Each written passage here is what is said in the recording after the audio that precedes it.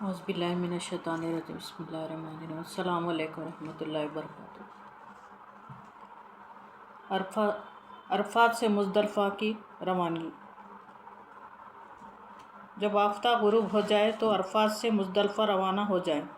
عرفات اور مینا کے درمیان مشرق کی جانب حدود حرم میں داخل ہو کر ایک 3 میل کا میدان ہے، اسی کو مزدلفہ کہتے ہیں۔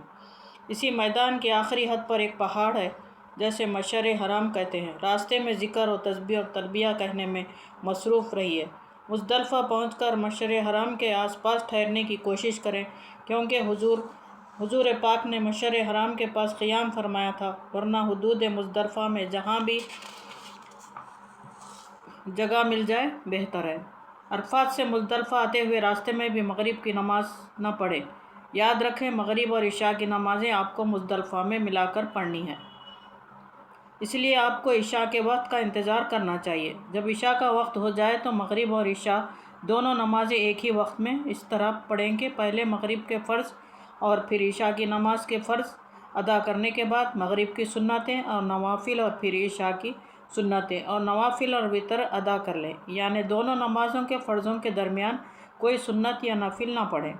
یہ رات آپ کو مزدلفہ میں بسر کرنی ہے۔ اسی وقت آپ کو تھکاوٹ ضرور ہوگی، اس لیے آپ کو چاہیے کہ نماز سے فارغ ہو کر بے شک گھنٹہ 2 گھنٹہ سو جائیے اور پھر تازہ دم ہو کر عبادت میں مشغول ہو جائیے۔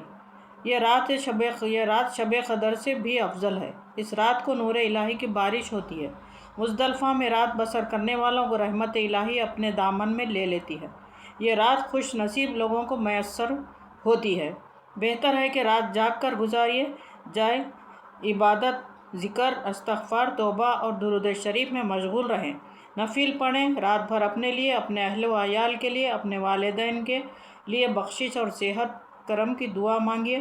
یہ رحمت اور بخشش کی رات ہے۔ آج کی رات دل سے نکلی ہوئی دعا واپس نہیں لوٹتی، بلکہ ہر ایک کو شرف قبولیت حاصل ہوگی۔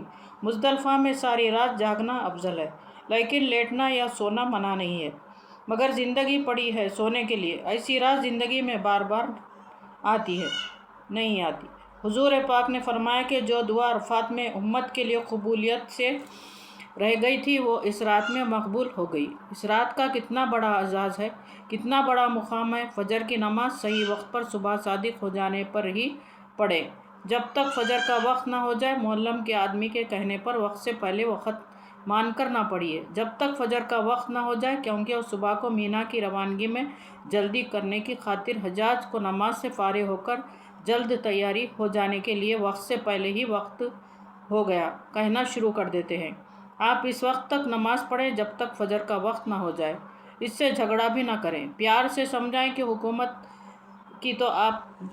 کی توپ کا گولہ چھوٹتا ہے، اس وقت فجر کی نماز کا وقت ہوتا ہے۔ البتہ آپ اپنی تیاری رکھیں، گاڑی وغیرہ دیکھ لیں، پھر وقت ہونے پر فجر کی نماز ادا کر لیں۔ نماز کے بعد طلوع صبح صادق کے بعد تھوڑی دیر مزدلفہ میں ٹھہرنا واجب ہے۔ یہاں میدان میں سے رات ہی کو ایک تھیلی یا لفافے میں مینا میں شیطان کو مارنے کے لیے کنکریاں جمع کر لیں۔ اب مینا کے لیے روانہ ہونا ہے۔ 7 کنکریاں یا تو آپ کو سب سے پہلے بڑے شیطان کو مارنی ہے، احتیاطاً 2 یا 3 زیادہ رکھ لیں، ہو سکتا ہے بڑے شیطان تک پہنچے تک ایک آدھا غلطی سے گر جائے تو پریشانی ہوگی۔ مزدلفہ سے روانگی کے وقت وادی محصر سے نہ گزریں۔ اگر اس وادی سے اتفاقاً گزرنا ہی پڑے تو دوڑ کر گزر جائیں۔